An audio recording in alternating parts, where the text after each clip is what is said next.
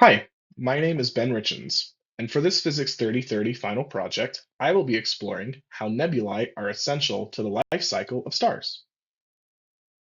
First off, what is a nebula? Nebulae are collections of dust and gas that exist in space. Gravity causes these nebulae to form by keeping the elements and materials in a loosely held together shape. As the nebulae gains more mass, it will eventually reach a point where the gravity gets strong enough that the nebulae will begin to heat up. Once it gets to a certain heat, nuclear fusion can occur. At this point, a star is born. So nebulae act like the birthplace or a nursery for stars. It's what allows the stars to exist in the first place and is essential to starting their life cycle off. And then they can get the materials for these nebula from pretty much anything that exists in space, any loose materials.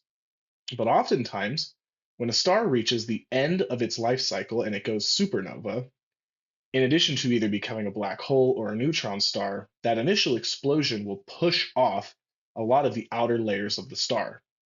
These outer layers and elements will fly away from the star, they'll cool off, and they'll eventually interact with other materials, and the gravity will force them together, and we will get new nebulae.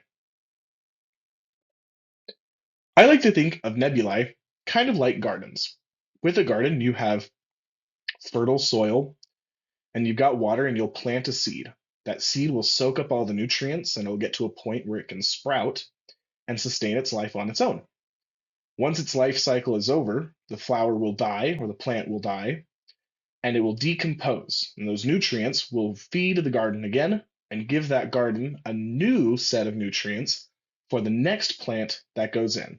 Same way with stars. They soak up the nutrients from the nebula and then once they reach the end of their life cycle, they will die, they'll go supernova, they'll blast off all of those elements, and then those elements will cool and eventually gather enough that they'll make more nebulae. This is a picture of a famous nebula in the Eagle Nebula. This is referred to as the Pillars of Creation.